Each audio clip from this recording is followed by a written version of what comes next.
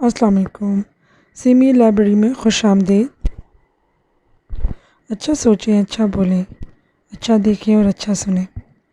اس اچھی بات کے ساتھ آئیے سٹارٹ لیتے ہیں کہانی کا۔ اسلام مکمل ضابطہ حیات ہے۔ دنیا آخرت کی کامیابی دین اسلام میں ہے۔ عنوان ہے علم کا معیار۔ حضرت شیخ سعدی رحمۃ اللہ علیہ بیان کرتے ہیں کہ ایک دن قاضی کی عدالت میں کسی علمی مسئلے پر بحث ہو رہی تھی۔ اسی دوران ایک خستہ حال درویش داخل ہوا اور موزوں مقام پر بیٹھ گیا۔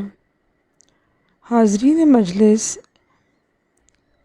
اس کی ظاہری حالت سے اسے بالکل معمولی حیثیت کا آدمی خیال کر رہے تھے اور انہیں وہاں سے اٹھا کر جوتوں کے قریب بٹھا دیا۔ درویش اس بات سے غمزدہ ہوا لیکن خاموش رہا۔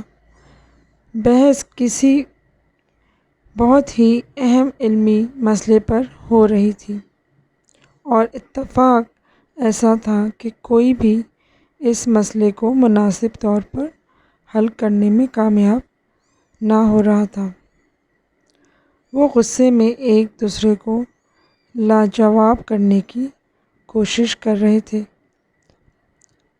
ان کی گردنوں کی رگیں پھولی ہوئی تھیں اور کف اڑا رہے تھے۔ درویش خاموش بیٹھا کچھ دیر ان کا یہ دنگل دیکھتا رہا اور پھر بلند آواز میں بولا، حضرت اگر اجازت ہو تو اس بارے میں کچھ عرض کروں؟ قاضی نے فوراً اجازت دے دی اور درویش نے شیریں گفتاری اور استدلال کے ساتھ ایسی آسانی سے وہ مشکل مسئلہ حل کر دیا کہ سب حیران رہ گئے۔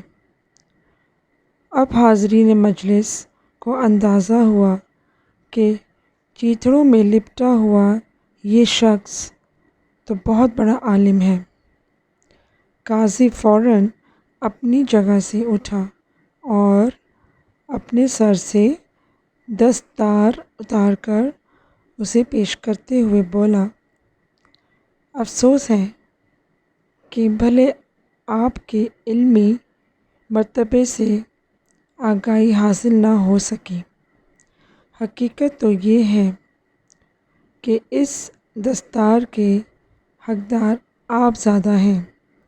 درویش نے دستار لینے سے انکار کر دیا اور یہ کہہ کر وہاں سے چلا گیا کہ میں اس غرور کی پوٹلی کو ہرگز اپنے سر پر نہ رکھوں گا۔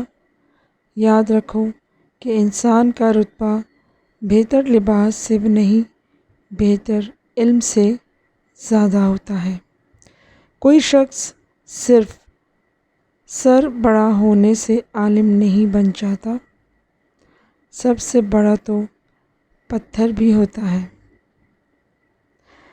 آئی ہوپ کہ آپ کو سمجھ آ گئی ہوگی کہ شیخ سعدی کی جو یہ حکایت ہے وہ کیا کہنا چاہ رہے ہیں۔ انسان بڑا نہیں ہے، انسان کا رتبہ جو ہے وہ اس کے علم سے اور اس کے اخلاق سے ہوتا ہے۔ دعا ہے کہ اللہ تعالیٰ ہمیں آسانیاں بانٹنے کی توفیق عطا فرمائے، اچھا بولنے، اچھا سوچنے، اچھا سننے اور اچھا دیکھنے کی توفیق عطا فرمائے۔ اپنا اور اپنے بڑوں کا خیال رکھیے۔ اجازت دیجیے، انشاءاللہ ایک نئی سٹوری کے ساتھ حاضر ہوں گی۔ اللہ حافظ۔